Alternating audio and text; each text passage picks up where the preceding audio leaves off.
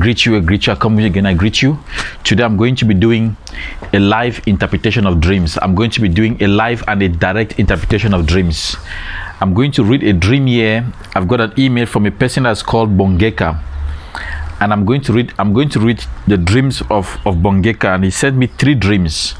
And he says, Prophet, interpret this dream for me because I don't know what these dreams are.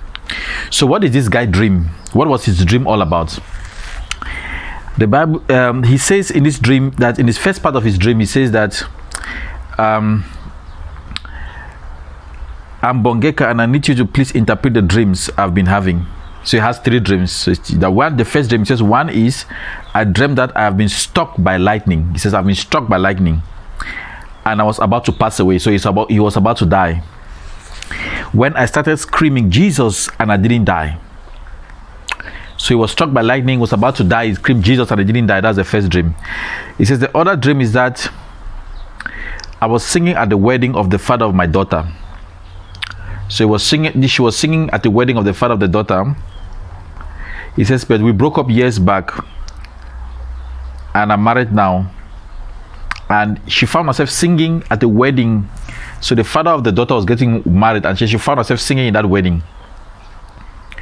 And she was singing, Jesus, you have been good to me. So she says the song I was singing was Jesus, you have been good to me. She says the third dream is I've been dreaming. I was given a mic. He says this lady was given a mic, and when I sing, I worship and I sing new songs. He says with the bishop coming where I was singing, and he started singing and exalted, and I started leading it. And we're worshiping. So she has 3 dreams. The first dream is that she was struck by lightning. The second dream is that she found herself singing in a wedding that was the wedding of the father of her daughter. And the third dream is that she was singing in this choir. And then she says something at the end. She says, I used to sing in the band, but after birth of my baby, I couldn't go back due to time for rehearsal.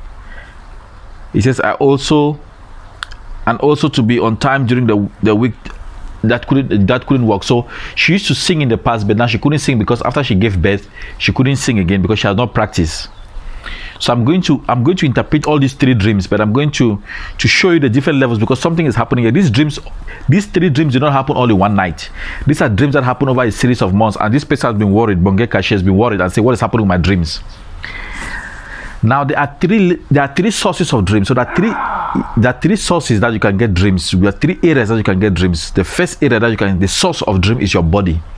Your body can give information to your soul while you are asleep, and your soul can use that information that is got from the body. So your body can also give information. How can your body give information? Your body can give information when your body is worried. So when your body is worried, it can give that worry information. That's why some people, they dream sometimes the things that they've been thinking about, that's what they're dreaming. Sometimes because of the food you eat, the food that you eat can also give information to your body. Your body can become tired because it's struggling to digest. You are constipated, and that information can be fed into your soul through dreams. That's another level. So your body can give information to your soul. So the dream you can be having is because of the worries of the body. Let's say you're just from watching a movie, and the movie that you have watched in the night. That's why it's not good to watch movies in the night or horror movies at night, because your eyes are the doorway to your soul. Your eyes are the doorway. So that movie that you watch in the night, that movie is going straight into your eyes and it's going into your soul. And the moment that happens, you start to have strange dreams in the night, and you start dreaming the things that you see in that movie. So it's not actually a prophetic dream. That's a dream that came from the movies. You have a dream that came from your body. So let me interpret this dream. I will start by the first dream. I will start by the third dream. Then the third dream that she dreamt. The third dream she dreamt was that she was singing in church, and the bishop came and started singing, and she remembered the song. Then she said something that she used to sing in church, and now she can't go back to sing. So this dream that she dreamt about singing in church, seeing herself singing in church, and the bishop came and joined her singing, that dream is not a prophetic dream. That dream came from the worries that she has. She's been pregnant. She used to sing in the choir. She's been pregnant, and since her pregnancy and after she gave birth, she could not go for practice again, and has been worried. She's been worried because she could no longer sing, because of that worry of her own flesh, her own body. That worry of her own body is making her to now dream of seeing herself singing in the choir and to lead worship. So her mind is preoccupied by the things that she's worried about. She's worried about how is she going to sing back in the choir, how is she going to join the choir back, how is she going to become active again in the choir. So because her mind is preoccupied, she can now see that thing in a dream, but that's not the dream of God. So this dream is a dream that we call a gibberish dream. It's a gibberish. It's a dream that just need to throw it in the bin. It has no interpretation. For example, if I eat and I'm constipated and my stomach is constipated, I sleep at night, I start dreaming as if I'm worried. I dreams as if I cannot move, so something is tying my hands, tying my leg. That dream is because of the constipation, because my body is heavy, and the constipation can lead to that dream. So it's not the dream of God. And those dreams usually happen early in your sleep. So the moment you sleep and your stomach, you're constipated, or you are worried about something, let's say you have a big problem in the office, a big argument in the office, and you sleep, because your body is preoccupied, it sends that from your mind to your soul, and your soul starts to image it back, and you find yourself arguing in the office in your dream, or you find yourself in the dream in the office, people trying to fight you in the dream, or your manager coming to give you a termination letter. That's a gibberish dream. Gibberish means it's got no value. There's no spiritual value. There's nothing. So that's one thing you need to know. The second layer of a dream is that the dream can come from demonic world. As your soul leaves your body, your soul doesn't all leave your body. Let me explain something about dreams. What is dream actually? Dream is 1/60th of death. So when you sleep, sleeping is 1/60th of death. Okay? So when you sleep, it's like 1/60th of death. It's like a small tiny portion of death. It's not like death, like a small tiny portion of death. And when your body is arrested, that's why your soul leaves. That's why your soul leaves your body, because your soul cannot leave your body if your body is busy, if your body is preoccupied, and you're up. That's why the Bible says. Because if you live by the flesh, you shall die. It says, if you live by the flesh, the things of this flesh, your eyes, your ears, they are preventing your soul from interacting with the heavenly realm. It's difficult for you to hear the Spirit of God if you are active, you are going up about the things, chasing the things of the world, and going up the things of the world. And even when you're in church, prayer is hard because your eyes are distracting you, your ears are distracting you, your mind is distracting you, your soul is not active. The moment you sleep and your body is at rest, your soul now leaps off, it gets out of that body. Now it's only a portion of your soul that goes out of your body. A big part of your soul remains in your body to make sure that your organs keep working, your heart keep beating. But there's a small portion that leaves your body, and that goes out and connects with the spiritual realm. Now there's the second source of dream. I told you the first source of dream is your body. Your body can give information to your soul.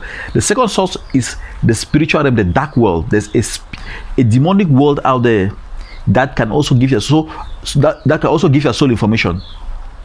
So you can go out and your soul can get out of your body, and the first thing your soul meets is a demonic spirit. And that demonic spirit starts to give your soul information. And those demonic spirits start to feed fear into your soul, start to feed things in your soul, start to feed confusion in your soul, start to feed worries in your soul. So this second dream, that this person dream, the lady says, well, she dreamt that she was struck by a lightning, and then she shouted Jesus, and then she woke up, and then she dreamt that she was singing in her husband's wedding. No, not her husband's wedding. She was singing in the father of her daughter's wedding, and she found herself singing there. Now what is happening? Her soul has left her body, and because her soul has left her body, has interacted with demonic spirits, and those demonic spirits are pushing fear into her. So that soul has taken that information that she got from the demonic spirit and is communicating that information to her through dreams. So when she saw lightning striking her down, is what that demon is trying to communicate to her, that we are going to kill you. And lightning actually means sudden death.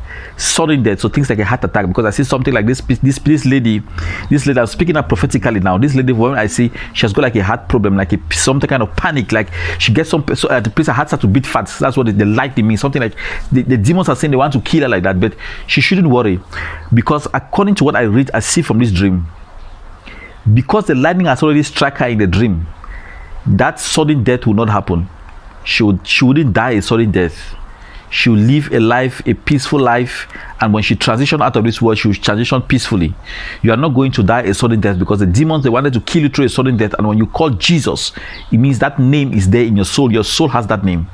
And this other dream that you dream about, you now going to sing at your father, the father of your daughter's wedding, is a demon trying to tell you how you are not, you is showing you images of you singing that you're not going to go married because you have sang at that wedding. It is a demon trying to put fear in you to tell you are not going to get married. But let me tell you the reinterpretation of that dream. Because you have sung at that wedding, people will come and sing at your wedding. People will come and sing at your wedding. I see something like God is going to give you special favor. You shall live a long life and a peaceful life. Continue doing what you're doing, because I see people are going to sing at your wedding. People are going to sing at your wedding.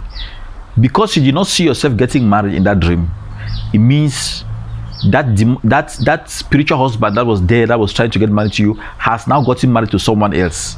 And that's what you saw in that dream, that you saw the father of your son, the father of your daughter getting married to another person, but you were just there singing. But because you were there singing, it means I see something that God is going to do to you. He's going to make people to come to your wedding, and they're going to sing for you, and they're going to worship you. And because you did not marry in that dream, you were not the one getting married, it means that spiritual husband has left you. There's a spiritual husband, because there's something in your life that look in the past like a spiritual husband. I speak prophetically now. I see something like relationship that you've had, many relationships that have been failing. And the father of your daughter is not the first man that impregnated you, because I see you being impregnated by some other people in the past. May the Lord grant you this wisdom that you understand about dreams. The Bible says something about Jacob. Dreams are very important. The Bible said there was a time when Jacob slept. The Bible said Jacob was moving from Beersheba and was going out of Beersheba, and he was so tired that the Bible said Jacob slept, and he put a stone and slept.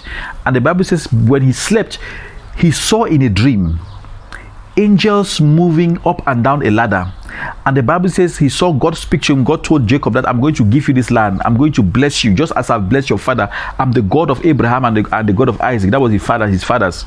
And the Bible says Jacob got up, and Jacob said, this Genesis chapter, this is Genesis in Genesis chapter 28, and you can see from verse 10 to verse 19. And the Bible says Jacob got up, and Jacob says, I didn't know that God was here. He says that God was in this place and I didn't know it. Now Jacob says God was in this place. What is this place Jacob was referring to? Jacob was saying God is in the dreams, and Jacob says I didn't know it. And Jacob said this place is even better than the temples. It's even better than the temples.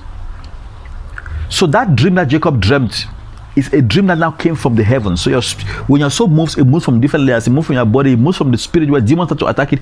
Then you go to the heavenly realm, and in the heavenly realm, you start receiving information from angels, from the Spirit of God. You receive life-giving information, and that's the kind of dream that Jacob dreamt. So the third source of dream is the heavenly realm. That's the realm, the prophetic realm, the realm where you see things very clearly, the realms where you don't see yourself being attacked by demons. You see things very clearly, and the Bible says God spoke to him, and Jacob remembered the dream, and Jacob got up and he says, I did not know God was in this place. So which place was Jacob is referring to? Jacob was talking about dreams. He says, I didn't know God was in dreams. He says God was in dreams and I did not know it. 1/3 of your life you spend sleeping, and 1/3 of your life is a time that God has taken away from you to speak to you. So if you have lived for 30 years, it means for 10 years you have been sleeping, and 10 years is a time that God has been speaking to you through dreams. And don't ignore it, don't take it for granted. That's how God created man. There's no person that can live without sleeping.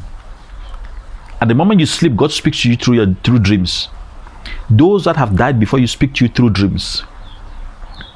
My goodness. For those of you that want dream interpretation, those of you that looking for interpretation of your dreams, those of you that want clarity around dreams that you have been getting, I don't know what kind of dream you have been getting, write to me and I'm going to interpret your dreams to you. It's going to make sense. Whenever you get a dream, get up, take a pen and write that dream down so that you don't forget it. And then you write to the man of God. There are 5 things that are 1/60th of something. Honey is 1/60th of manna. Honey is like a small portion of manna. Sleep is 1/60th of death. Sleep is like a small portion of death. Dreams is 1/60th of prophecy. Dreams are like small portions of prophecy. So dreams are like undeveloped prophecy, like unripe prophecy. So when you dream, any dream that you dream is like an unripe prophecy. God is trying to speak something to you through the prophecy of God. That's how God speaks to you. The Bible says God said one time that I'm going to speak to Moses directly to him face to face, but with his sons, with Joshua and all these people, I'm going to speak to them through dreams. So God speaks through dreams. So dreams are like 1/60th of prophecy. And the Shabbat, the Sunday services, worshiping God on Sunday services is like 1/60th of heaven. It's a taste of heaven.